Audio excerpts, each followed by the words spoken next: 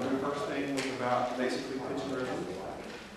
This is, again, for those of you who are new, it's sequential really works on things that are crucial in what we do to having those aha moments, those times when music, when life seems to stand still, when we're in that flow of the moment, when unbelievable beauty is happening between the conductor and the ensemble and the congregation or the audience, when rapt attention's happening. And those things happen few and far between. And to me, it's important that we begin to have those in rehearsal so that we can have more of those in worship or in the performance. So we talked about what the responsibilities of the conductor were, which was 50 million pages long, and what the responsibilities of the choir are. And they have to know the pitch and rhythm. You have to teach them. But they have to be responsible for that. They have to be responsible for phrasing. We talked about that and how to teach them how to phrase by marking the scores and giving those out to them. This morning we talked about diction. They have to understand the words. The audience does, for that aha moment to happen. And the fourth and the most subjective thing is they have to sing.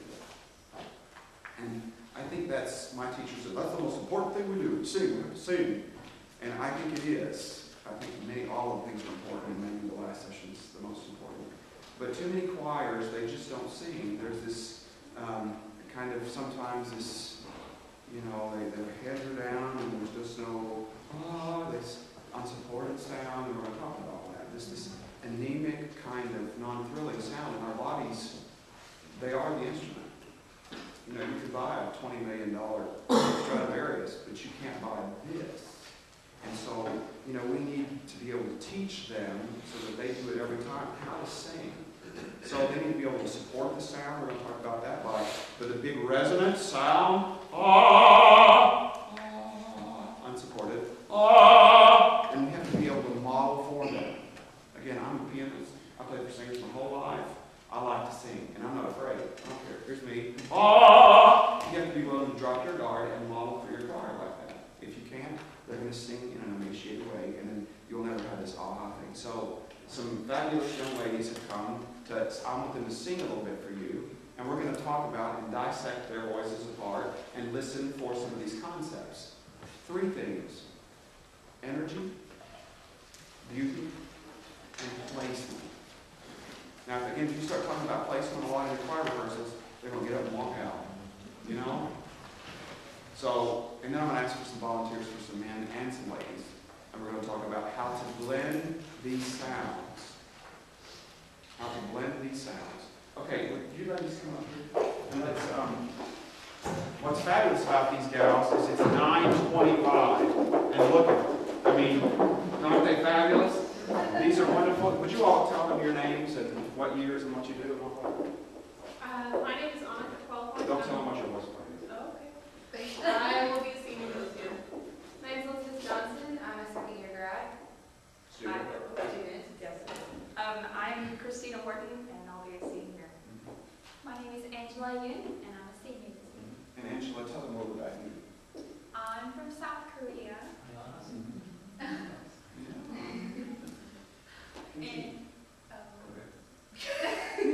I'm just studying vocal performance here.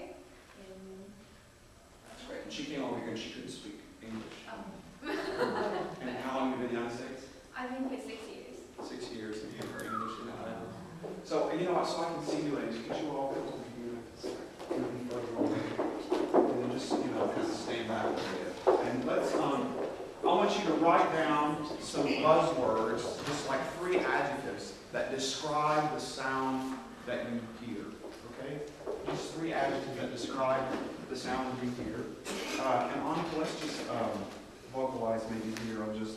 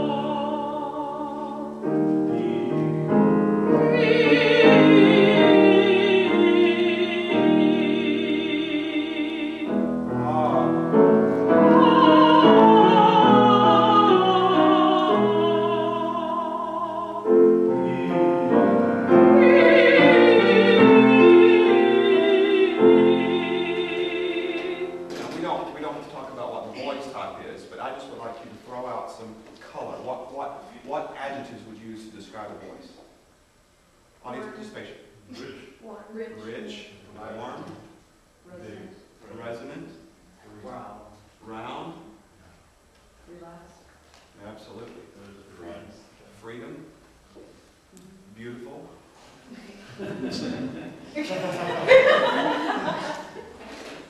These girls are the best. I'm just saying a little bit. Okay, so let's do Elizabeth, please, and we'll start here in C major. We started there in B flat major and went up to F major. So perfect fifth here, went up to F. So we're going to start here in C with Elizabeth. Okay. Same thing.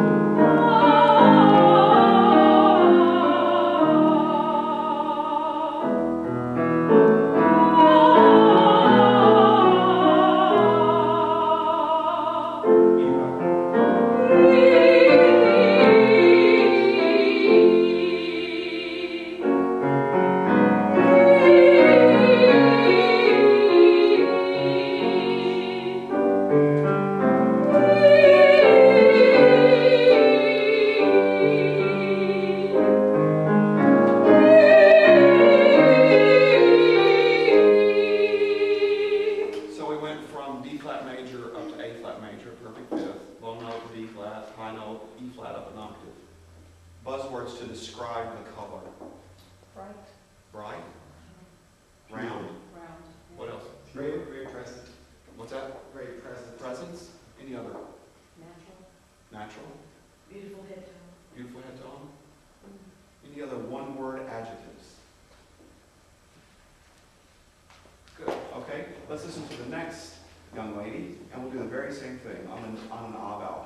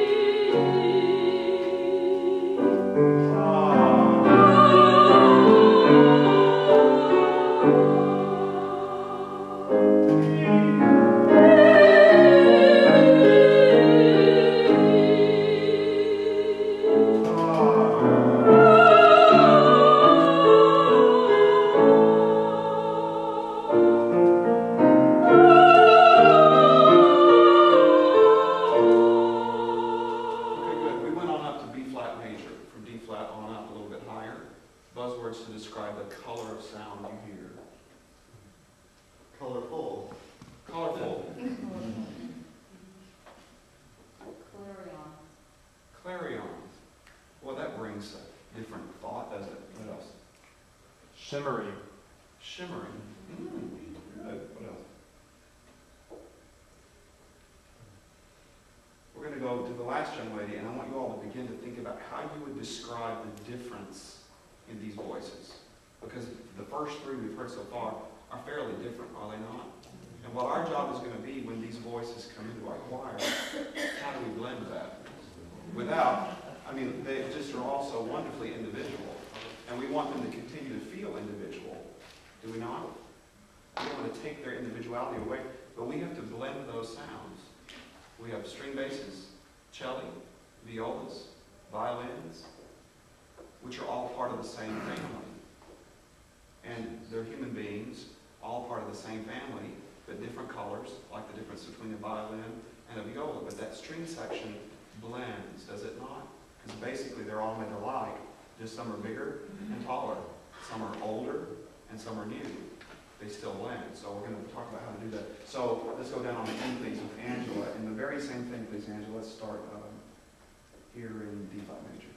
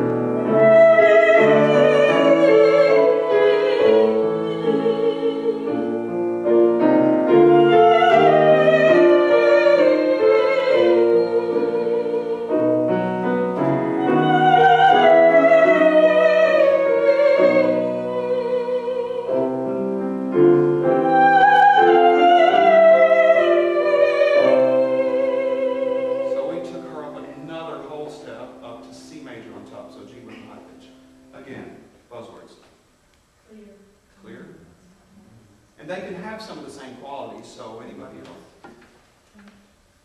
What about light or heavy? Dark? Bright.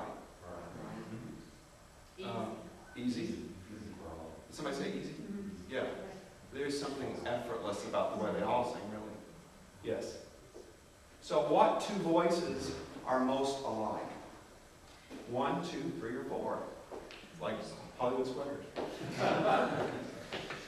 Which two voices would you say are most alike? 1 and 3. Interesting. And so 2 and 4 are the most alike, right? So let's have, if we could, Annika, let's go ahead and back you if we go down. Let's start in E flat major. And we'll take her all the way to the top. I tell you what, let's just see what your volume is first. Can we do that?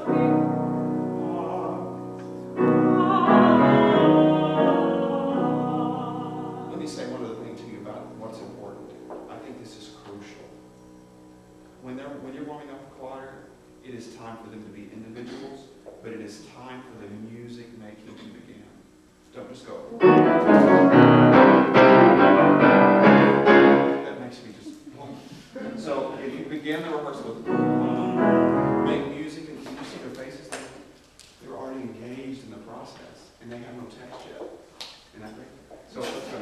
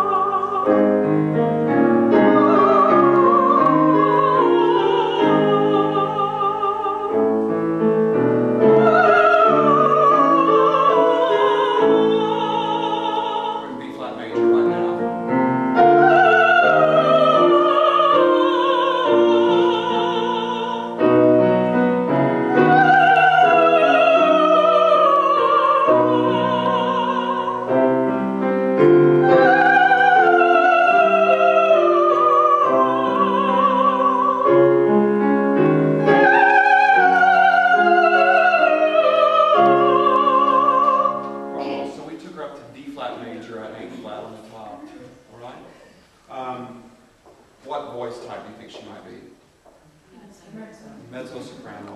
Mezzo, or in the choirs, we sometimes call them altos. They have low notes. I tend to like to call the ladies mezzos, makes them feel more famous, you know. But yeah, that's a real mezzo-soprano, beautiful voice. Okay, let's do, Elizabeth, can we do the very same thing? We're going to start in D major.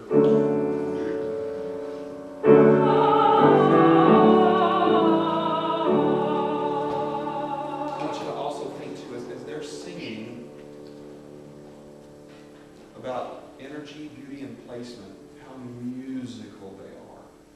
How musical they are.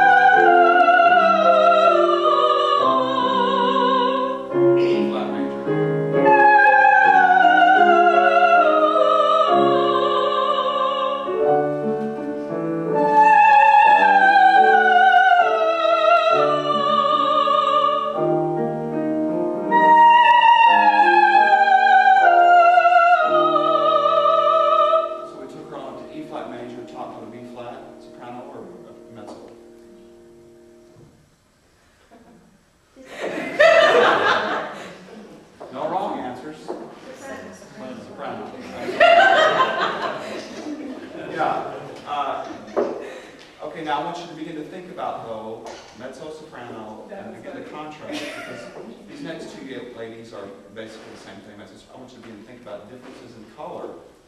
Okay? Let's go, Christina, here back in D flat major. On an E valve.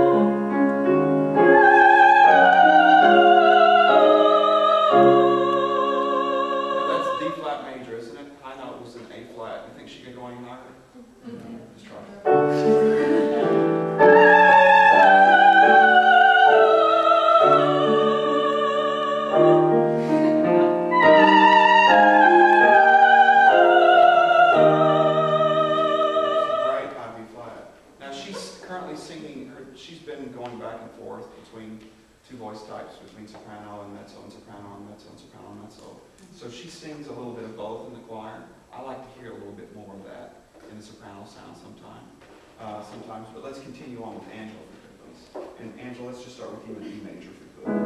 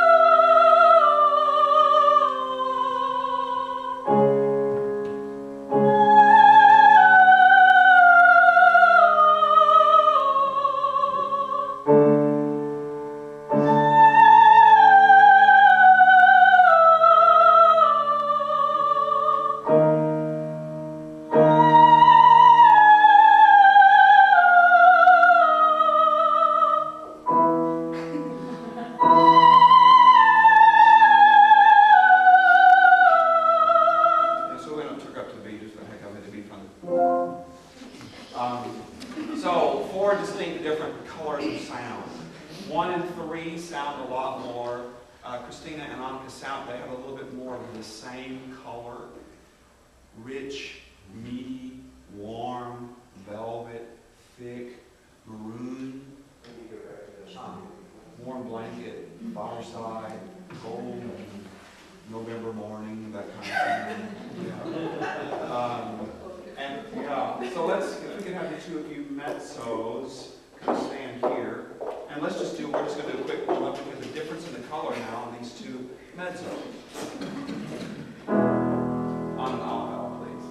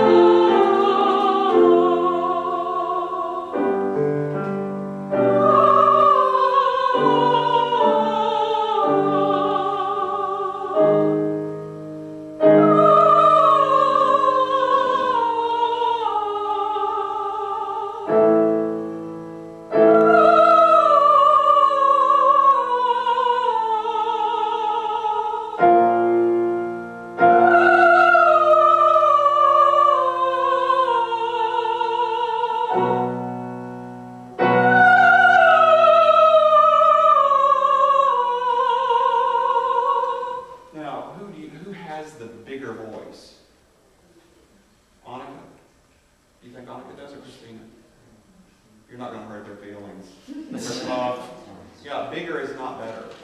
I tell them that all the time. It's about beauty.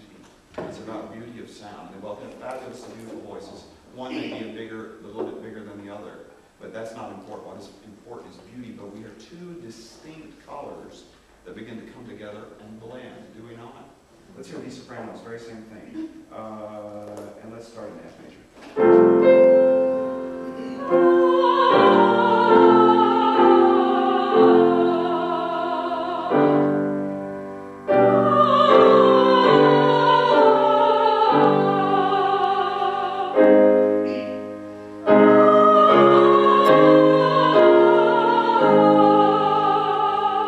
You can distinctly hear their two separate voices, can't you?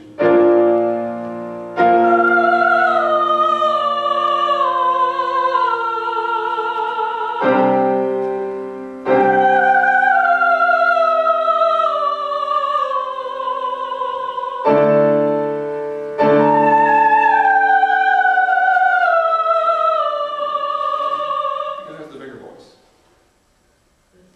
Elizabeth. The third N, and the other. I mean, we could use lots of different colors to describe, but we talk about in singers' terms, dramatic, spinto. We have all these different things, and the reality is, all of these young ladies' voices are going to continue. They're all, 19, 20. Is anybody? 23, 23. 25, Oh, Christine, 20. 21. So we're on the gamut, 20, and the female voice matures more quickly than the male voice. But these young ladies' voices are going to continue once they hit 30. Man, it's going to be unbelievable, isn't it? And so, we think about them changing voice types and moving around all the time, but their voices are just all spectacular. Now, can we go and let's all do, starting here, maybe F major, all together.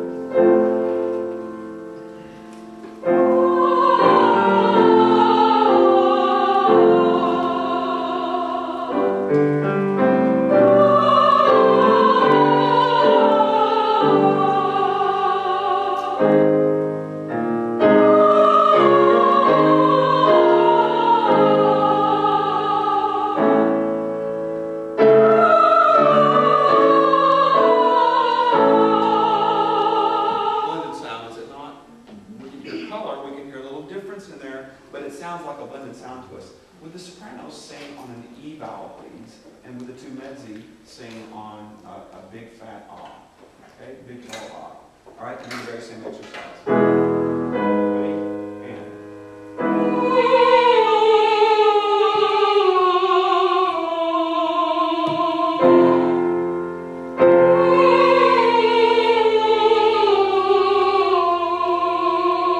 Now, would the sopranos sing on a big fat ah, and the mezzi, please, on an E vowel?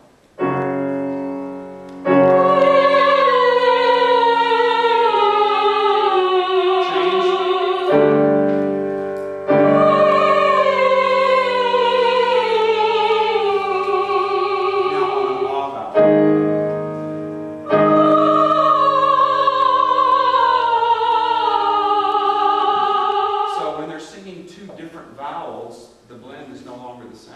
The difference in the voice quality is so much more evident, isn't it? Let's do this, ladies. Can we go back to here? And would you just sing on an oo vowel, sense of vibrato, no support? Here we go. And.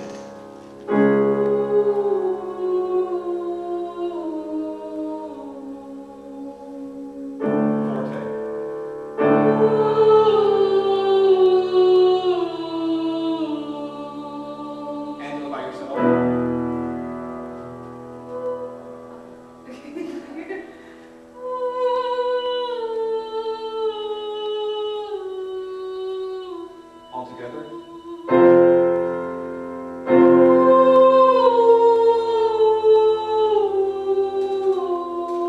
Your difference is Angela's, of course, Korean, and so her concept of that oo vowel, the way she does it, it's a different thing. It's a good thing. And.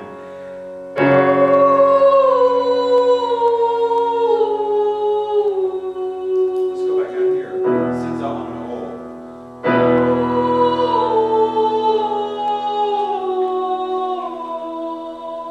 With vibrato now. And.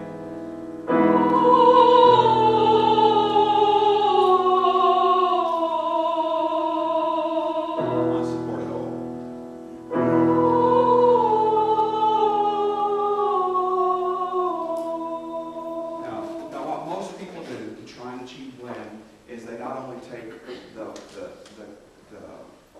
support out of the sound, by taking the support out and saying senza vibrato, light, they take the support and the color out of the sound. And that's okay if you're trying to achieve effect. And it's going to take you probably your 6 or 7 to begin to paint with a tonal palette of every kind of piece.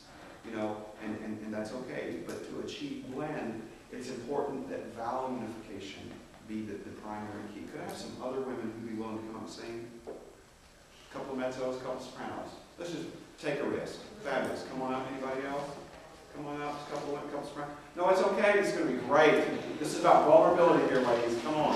Okay, Melanie, come on up. Good. Anybody else? None of your soprano, is that right? Are you a mezzo, ma'am? Soprano? Soprano? Okay. Oh, mezzo. Okay. Do we have one other alto who'd be willing to try it? Okay, thank you. Beautiful. And so let's do this. Soprano. Okay, you stand here, please. Mezzo down here. And non soprano right there in between those ladies. And mezzo here. Okay. Ladies, could we all sing? I'm sorry the song is so boring, but let's all sing. Would you mind, Paula, right? Would you mind stepping back a little bit? Good. And let's all do this very same thing again on an ah vowel, ladies. And.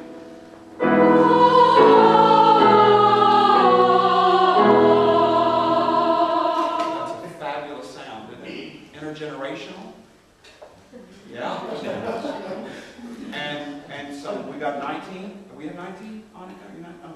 No. Miss Bradley? 16. Yeah. Intergenerational. Okay, let's go again, please. On an E vowel, please. And.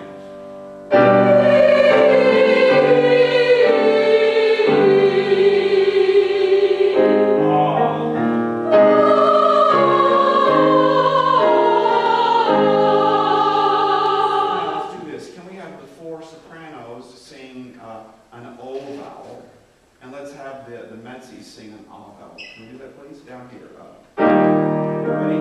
Sing.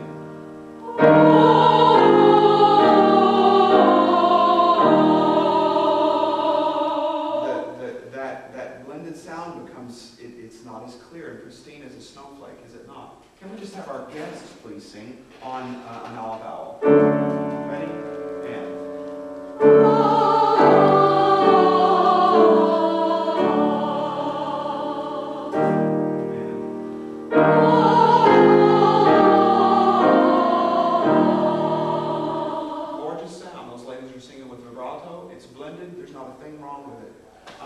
If you don't mind staying here, that'd be great. So here's the key. And I do this, folks, at the beginning of every rehearsal I have with anybody everywhere. These ladies are used to singing, and you can kind of tell that. But when you step into your choir rehearsal, the downbeat of the year, you're going to have some weird things happen. And I basically work with these things, and there's so many more vowel sounds than this. But I talk about dark vowels and bright vowels. And the dark vowels, for the heck of it, are oo, o, and ah. And the bright vowels are e, a, and I, as in cat. Right? We talked about that a while ago. Now there's so many more vowel sounds, especially if you're singing in other languages. But even in English, like the word with, W-I-T-H, what vowel sound is that I most closely associated with? E. Absolutely. So here. So what I do is I have rehearsals. At the beginning of every rehearsal, we hum, we establish resonance and placement, which we don't have time to get into here. But what you want them to do is sing, and you know, I'll talk about that in a minute. But let's go with dark vowels. And the dark vowel, the oohs, ought to be roughly in the shape of a nickel. Ooh, or a dime. Do this. Put your hands up. Ooh. Sing this with me, please, and sing. Ooh. And. Ooh. Absolutely. Now, listen, could you come out here? Sorry, I have a breath. Let's just sing this together and sing ooh.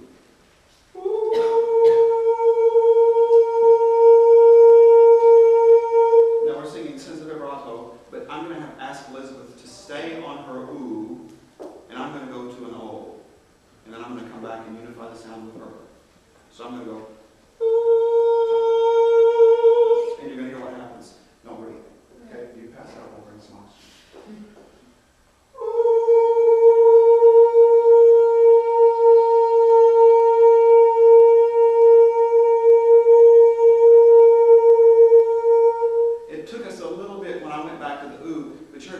sound amplify, did you? Let's do it one more time.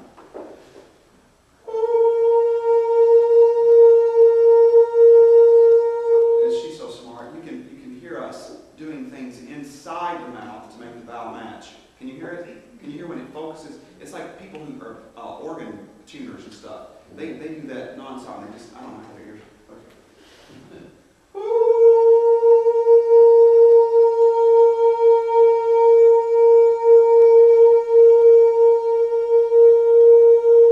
It is the key to how we blend. Now let's sing vibrato. Male, female, intergenerational. 44, 23, right?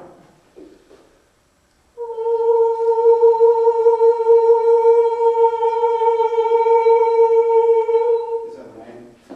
B flat. So let's go. I'm going to sing down the octave.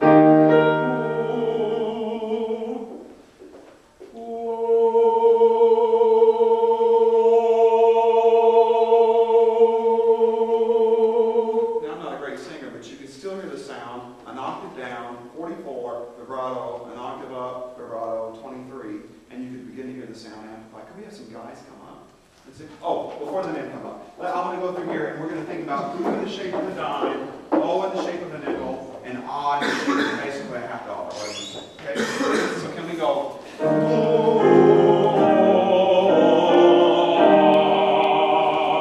Sing.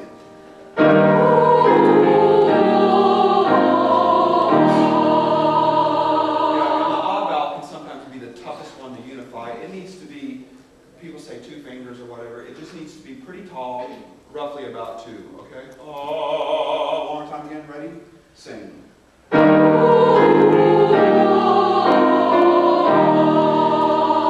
the other thing is you have to, again, we talked about the very first thing, we have to establish an environment where they're willing to be vulnerable, where you can go to each individual singer. Maybe it's going to take you 2 or 3 years for that guy on the back row, remember him? It's going to take a while to do him, but I don't know your name, Ann John, so I'm going to take this. Could your vowel be a little taller? Oh, absolutely. If I can touch your face, just make it go like that. Absolutely. Okay, here we go. Ooh, same thing, please. Let's go faster. Ready? Sing.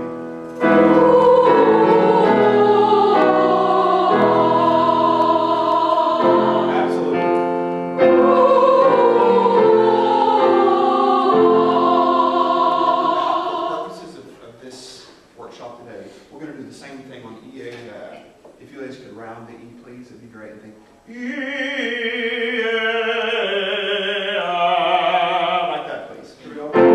Sing.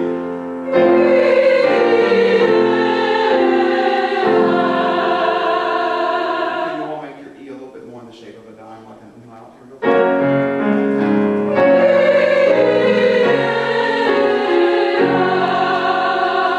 Now, can we have some men come up and just join us? Maybe a couple of tenors and a couple of basses.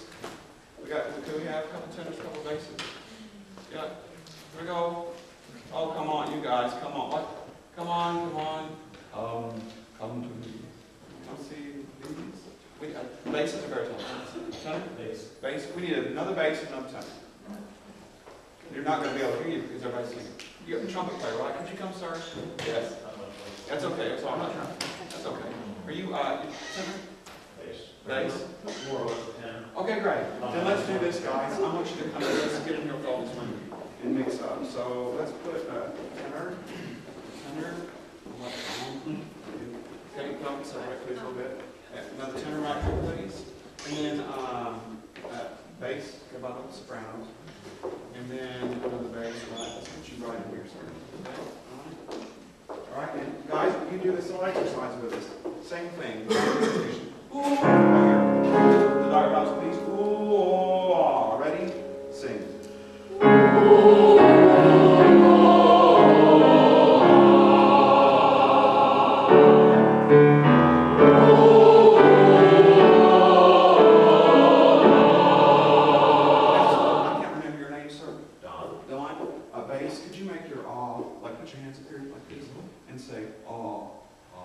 Yes. Do it without it.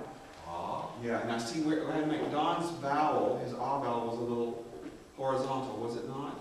So we're going to go, just you be aware of that, absolutely. Because what we have to do in the choir is make them aware. of what they're doing physically, because they don't do it. So let's go, please, guys. Can we just get the guys, please? Law, please, man. Sing.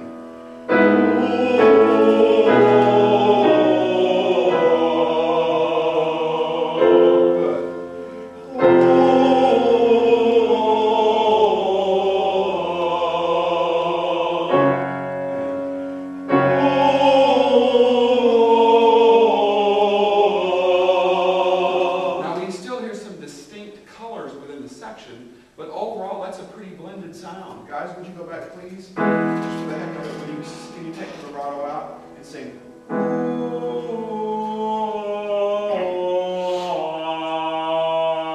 Sing.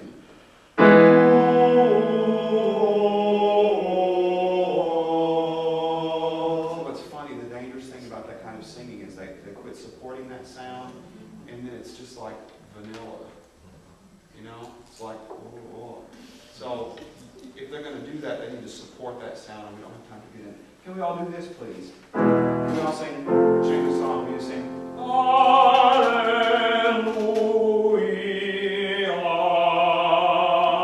Sing.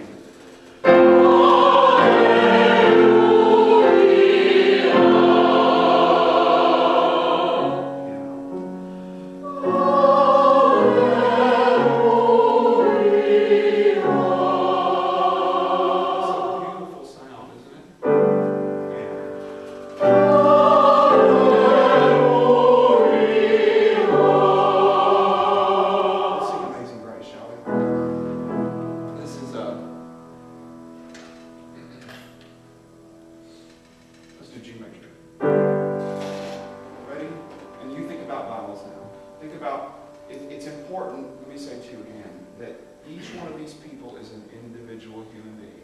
And you could go through each one of them and pick out the different characteristics and colors of their voice. We don't want to take that away. But what we have to do, and they all produce sound differently, and you don't want to get into that. Their voice teachers all do it a little bit different, however. But what has to happen in the rehearsal, the mouth has to be the same, basically. The mouth, the vowels have to be unified, or like when Elizabeth and I did that little workshop out there, you will never get this kind of present sound. It makes 16 people sound like 32. It makes 100 people sound like 200. You can do it very regularly with 100 people if the vowels are unified. You have to have pretty good voices too. All right? Amazing Grace. Ready? Sing. Piano. Ready? Sing.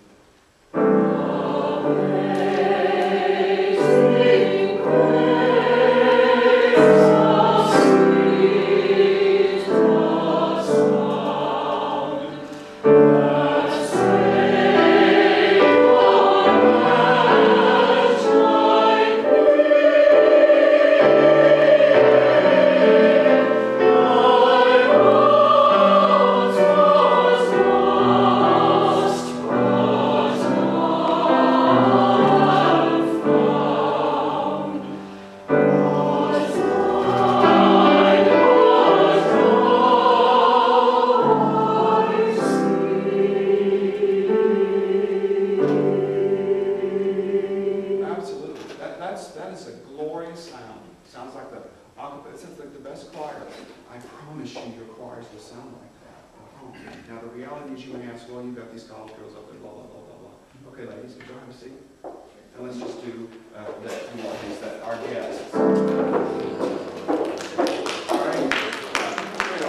Well, we're going to have them back. And we go away. Ready?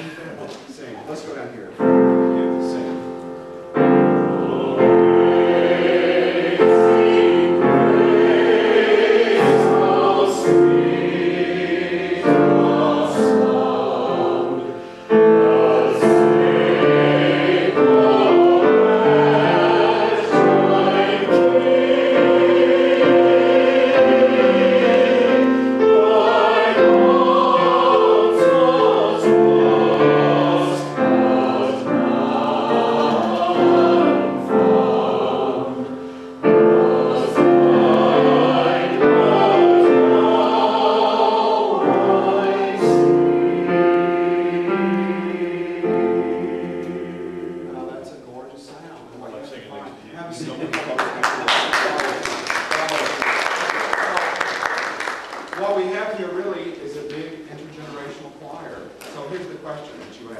How do we get that sound?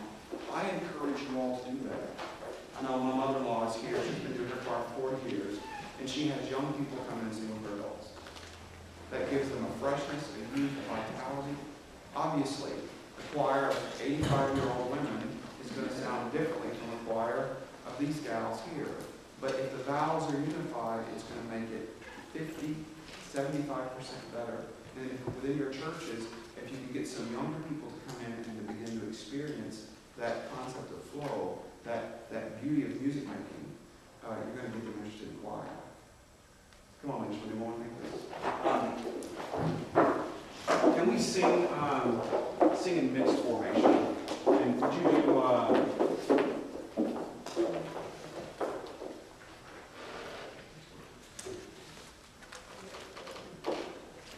let's do it in A flat major. No, A major. Can we go to E? Same thing. When we've been there 10,000 years, bright shining as the sun, we know what it is to sing God's praise when we first began. Got it? Okay.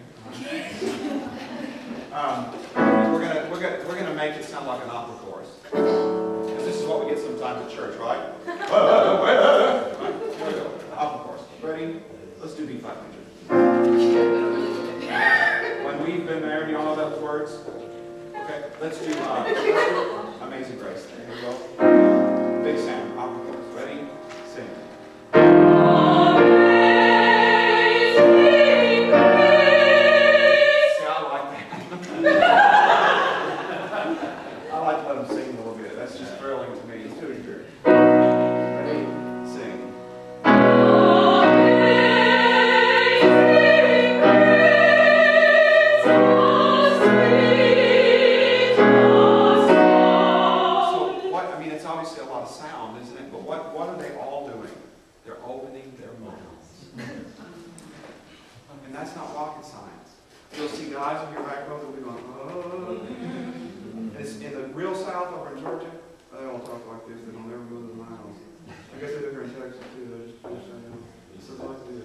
But they're open and they're going to sing the same way. But just if you can get them in your first year to do this, you can say all kinds of things. You say, okay, I'm the only one looking in your mouths. I'm not going to tell anybody how many cavities you have. And then they'll just do it. Silly little things. Or have them put their hands up here. That's a little awkward because people don't like to touch their faces. But they're just creating sound. Let's do it one time. And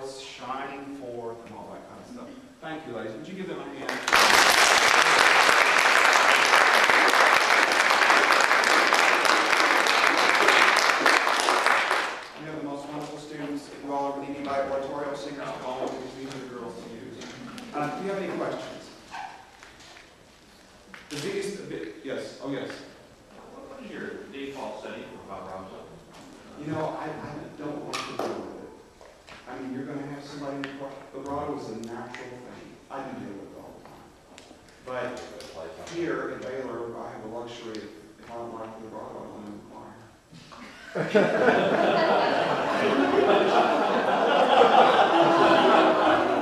If the vibrato is unhealthy and unnatural, well, yes, when we're dealing with intonation, absolutely. We deal with simply vibrato all the time, and I let them save their voices. I'll just sing off the vibrato. Absolutely. If they can't get the vibrato, vibrato should confirm the pitch. Okay? So if the pitch is here, even if it's this wide, which would be a tough thing to do, it's still ought to go up this way and up this way. So the vibrato should confirm the pitch. It shouldn't be too fast, it shouldn't be too slow.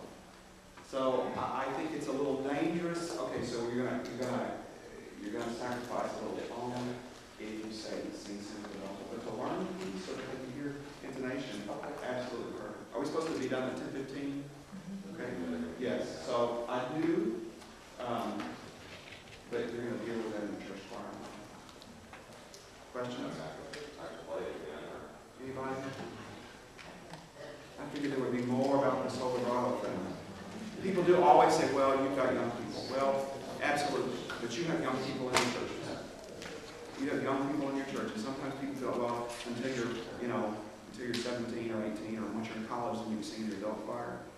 I'm telling you, I worry about what's happening with choirs. And so let young people in there.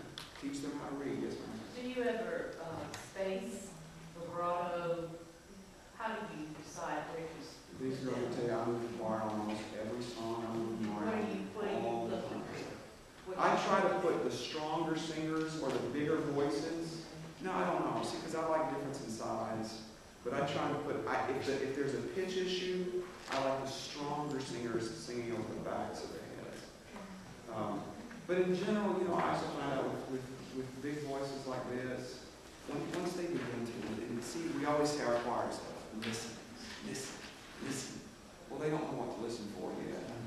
And it's taken about a year with this choir here, but once they get to listen, at the ends of places, they'll let the vibrato spin out sometimes to tune because they want to. They'll listen to see if my voice is blending with the next one. And it's all, I don't know if I answered your Do you put a question. certain type voice by a vibrato voice, like a thinner voice by a vibrato voice for balance or anything like that, or do you just let them listen? I try and ask them to listen. I don't really know exactly how to answer that. If it's a voice you're trying to hide,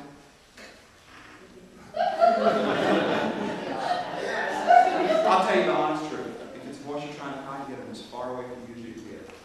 Because then you won't hear it. Unless you have a small part. We all deal with these issues. And I'm going to be the choir director at St. Paul's Church here in Waco. And there's a guy in there who was singing. That church had a long tradition. Sternberg, the first dean of Waco, was the choir director for 30 years. And my predecessor, who's still alive, Robert Young, was there for 25. And a couple of these guys were singing there with Sternberg, paid singers. And this one goes, oh! Well, I can't do anything about that. He's going to sing in the choir, and he loves it, and that's okay. I'm just going to deal with it. That's just part of what we do. So, and I don't want to do that to him, because that's going to take away his individuality. He's been a paid singer his whole life. He's got an attitude like that. So, all right, that's okay. We all have issues to deal with, yes. I have a very multi-generational choir, but and it's sort of small, like 20-ish. 20 is a good day. But I have one elderly lady that has the wide vibrato thing. And I get that. I have another though that just hasn't had it standing right in front of me a lot. And but she's very pointed. She's very, very, very pointed. Yeah, very voice. And when I preach long enough and hard enough about opening your mouth, dropping, and warming things up, it sort of sinks in. At least I hear less of it. But I mean, are there any other real tricks that I can for that type of voice? It's tough. It's tough. I wish I could give you the magical answer. She's wanting to come there and she's wanting to sing in your choir and sing for your church. Absolutely. And you can depend on her. She's like 75. Absolutely. And she probably gives the older people in the church give all the money. The younger people don't have it. And that's the way it is. You've got all those things to deal with too. And her son was the last pastor emeritus or what. So yeah, you have all that to deal with. One of the things I do espouse, and I encourage you to do, if you live in a town where there's a junior college or anything else where you could scholarship some students to come in and sing in your choir and help out, I think it's a wonderful thing. Some people have really issues with kids coming in and being paid, but my philosophy is if they'll pay the janitors for toilets, couldn't you help out a poor college kid to come in, with a scholarship to sing in your choir? Because younger voices give that, and really more than that, it's important to me that we begin to teach institution the way I was taught. You know, I sang in the choir, played the organ in church since I was 15, 16 years old. And because somebody saw in Alan Raines a little talent. And if we can find some of those kids in junior college that come there, or, you know, a 12 or 13-year-old girl that's mature enough to do that, absolutely. And it makes those old people like that, put her right by that old lady.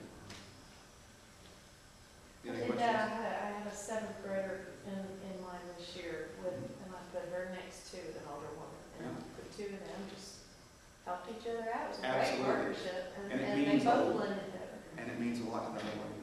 Are they waiting? Okay.